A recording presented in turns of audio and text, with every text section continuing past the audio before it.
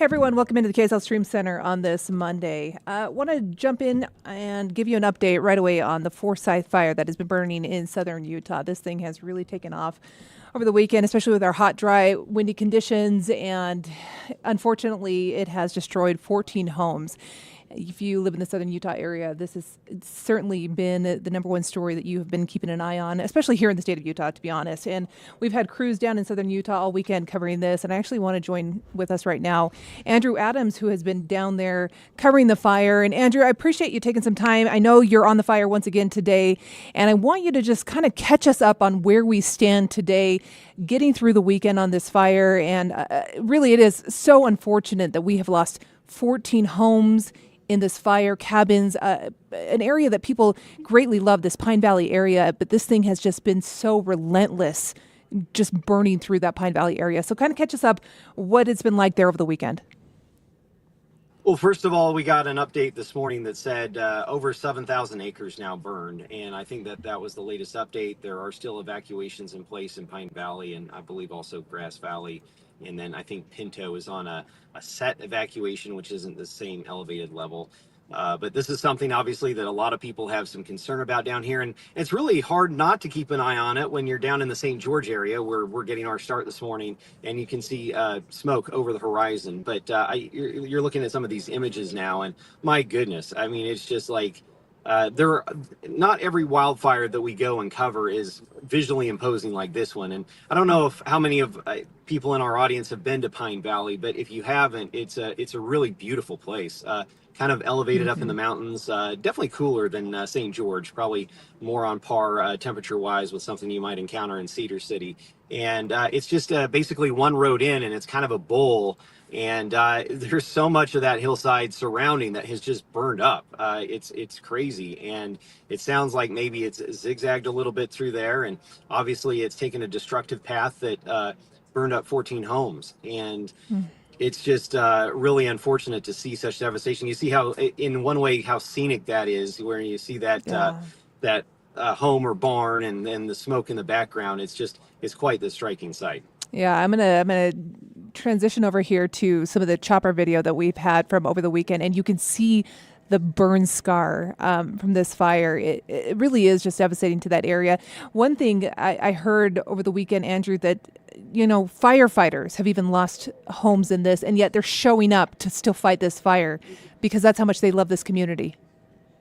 That was one of the things we heard at yesterday's briefing, is that of the homes that burned up, 2 belong to volunteer firefighters with the Pine Valley Fire Department. When we talked to the deputy chief about that, it's just, this is what happens in a small community. It's really an all hands on deck type situation. He said one of the guys basically was like right back at work, said, "Hey, I want to help," and was out doing work with fire teams for about 8 or 10 hours, and I think that was that the day after his home burn. Like, it's just it's hard to comprehend that, just given how stressful.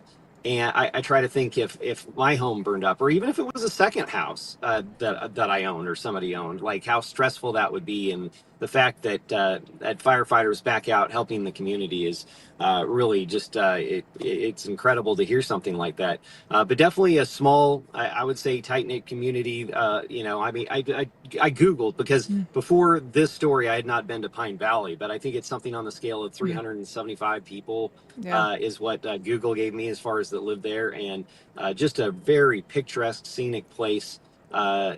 Really sad to see the toll that the fire has taken, but you understand why people like it and want to be there. Yeah, I lived in southern Utah for about a year. I mean, we go down there a lot, but I lived down there, and I worked for a little tiny station called KCSG at the very beginning of my career, and covered stories in Pine Valley. And it is absolutely gorgeous. It is one of those places you just escape to, and it's just tucked away. You've got the Pine Valley Church. Oh, that was one thing I wanted to ask about. How is the church? I know with so many homes lost, it's hard to just focus on that one thing, but a lot of people have asked, is the church okay? Yeah, I recognize there has been a lot of concern about that building. Historic church, yeah. And it is it's been well away from the flames that I've seen. Okay. So for example, that one view that you saw, and maybe if you're able to pull up that time lapse that we shot Yeah. yesterday, we were actually standing very close to that church shooting that. So we're the church is some distance away from the flames, and that's Okay. good. A lot of the residences are a little bit more to the west, and that's where that church sits. And so it has been spared. It looks good, and hopefully. Obviously that Wow. firefighters are able to keep the flames away from additional structures in that valley. But it was looking good and quite the scenic property I know. and historic property A there. lot of people think about that church because it is like a visitor. People go there to see that historic church. Okay, Andrew, I'd like to play your story from yesterday because you have a lot of content in there because the governor was down there.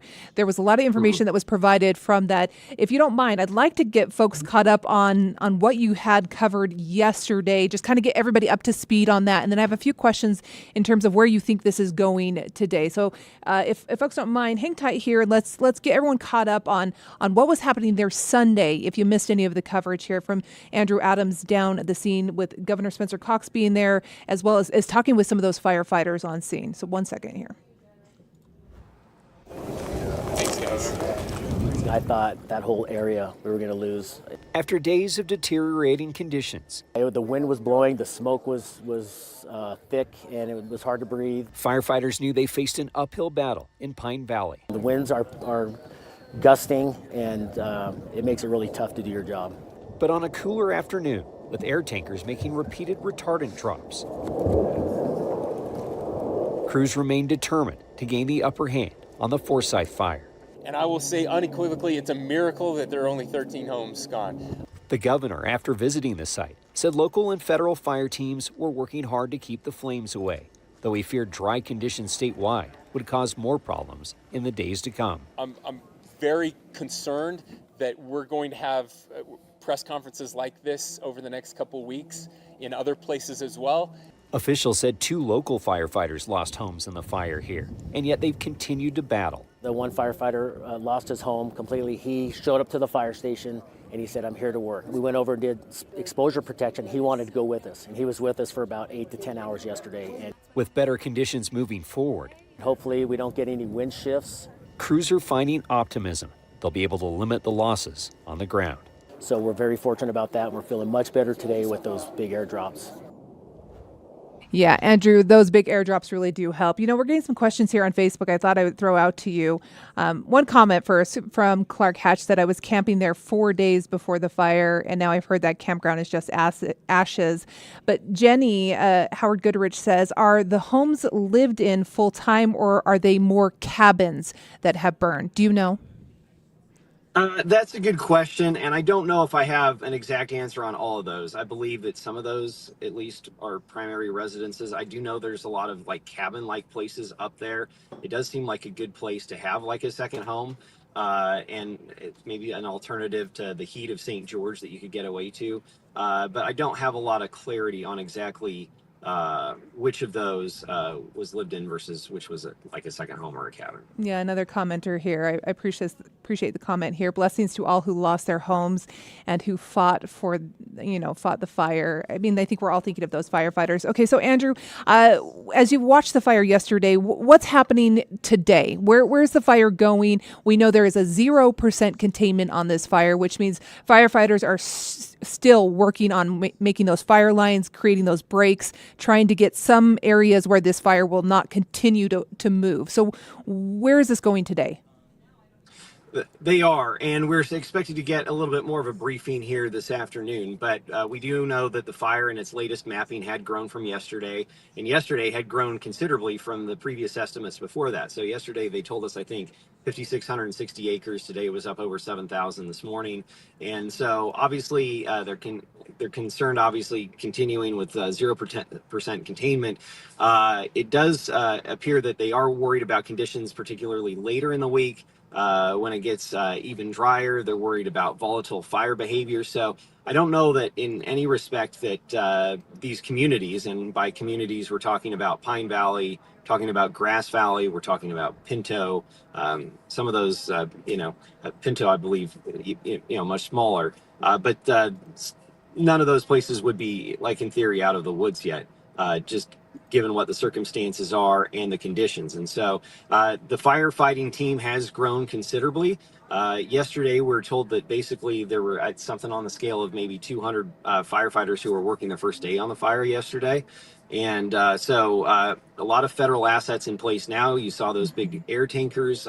Those do seem to be making a big difference, or at least firefighters were optimistic that they would, compared to smaller drops from helicopters.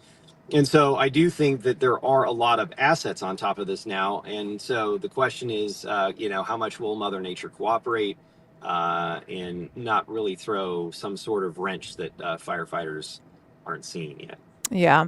We'll talk about Mother Nature here with Matt Johnson in just a moment. One thing I do want to note, I just saw on the Washington County Sheriff's Facebook page, they just posted in this update from the Forsyth Fire from the U.S. Forest Service. It looks like we do have a community meeting for residents of Pine Valley and Grass Valley tonight at 6 p.m. at the Central Fire Station located at 155 East Center Street. A recording of the meeting will be posted on the Dixie National Forest Facebook page. If you have questions about the incident, please reach out via the contact information below. They've got in here, so they've got a phone number as well as a link to that if you'd like to join that community meeting. But Andrew mentioned that was the new update with the size on this one sheet that they put out with all that new information, the 7,045 acres, 0% containment. Total personnel in this fire now, 280. That's how many people. And actually, Andrew, they did officially say lightning is the cause of this. Did we know that? I knew they said natural causes, but now we know they did say actual lightning.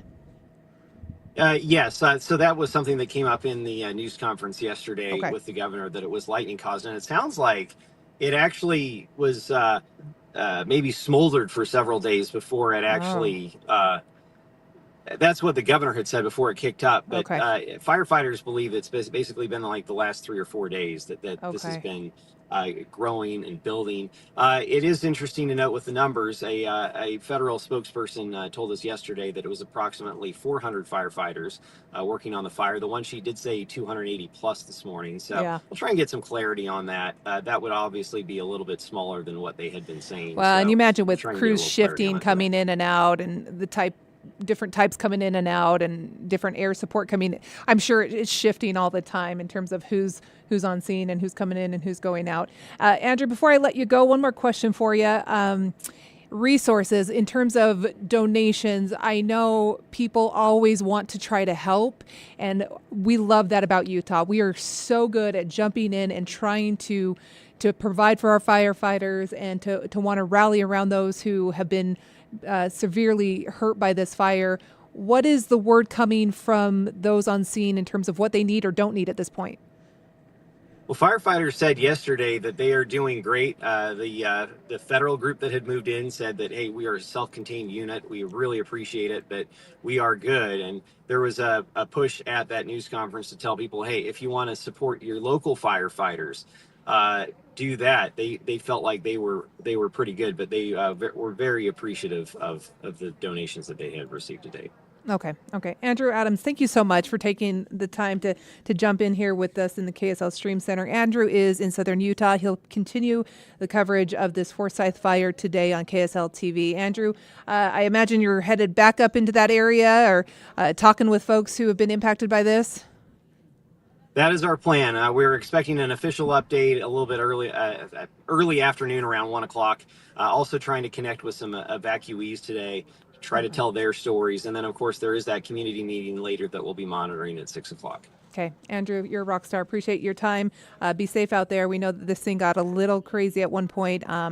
Hopefully it's done destroying homes and firefighters can get the upper hand on this with these cooler temperatures. Andrew, thank you so much. Thanks, Shara.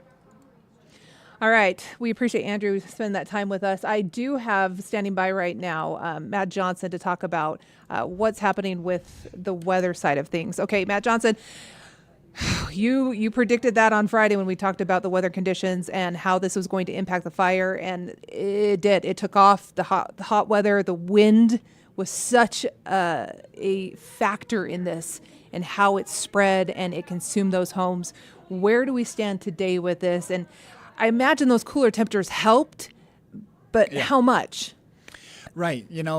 The ideal is to get some rain on this thing. But the cool weather helped to lay the fire down at night. But it was at the cost of a ton of wind to get that cool air in here. It almost wasn't worth it to get the cool air in there, because to get a change in air mass, you've got to have the wind right before you can get that whatever's behind the cold front, whether it's rain or cool air or just the same air mass. But from here, it looks like we get another round of wind this afternoon. Doesn't look near as strong as what we're expecting or from what we saw over the weekend. But you're seeing gusts down in St. George, down in the valley, to potentially 24 today. If this model is completely correct, I would say that gusts would range anywhere from 15 to 30, especially in the mountaintops. And I think tomorrow winds could maybe ramp up even a little bit more. But it's not going to be as strong as what we saw over the weekend. Over the weekend, we were gusting to 50 up there near that fire, up on Signal Peak and the Pine Valley Mountains themselves. And so the silver lining is that, it's not perfect, it's not flawless, but we're going to see less wind for today and tomorrow, but it's definitely still going to be present. We really don't relax the winds completely until we get to mid to late week. Is it enough of a break? I guess any wind is bad, right? In terms of a fire. Is it enough of a break that it gives them somewhat of a chance to get some containment on this? I guess we would need to talk to the firefighters to really get that answer, but I guess any sort of a break is a good break, right? Yeah.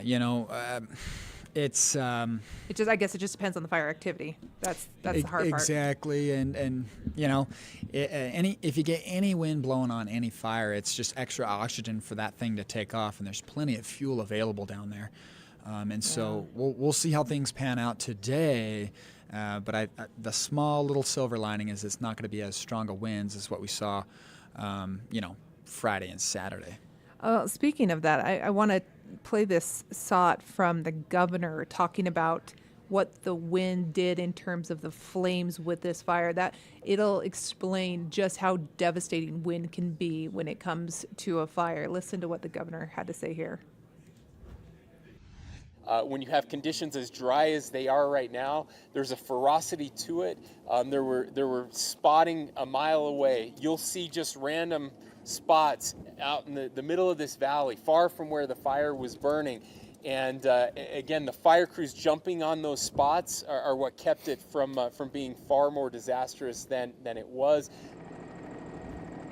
Okay, so the governor is saying these spot fires were just popping up, and that's the wind carrying those embers just miles away. Yeah, and I would, fire spotting is really dangerous because you've got firefighters fighting in one spot, and then you're going to leapfrog them with new embers and new starts on their backside. It gets really dangerous, not just for homeowners, but for the guys out, the firefighters out there trying to put this thing out. And so today and tomorrow, the chance for fire spotting is down. It's not zero, but you really start getting fire spotting when you're seeing those gusts up over 35, 40, up to 50 miles an hour. You got to have that wind to be able to, strong enough to pick up the embers and move them. But to move them a mile or two, that's impressive. That's extreme fire behavior.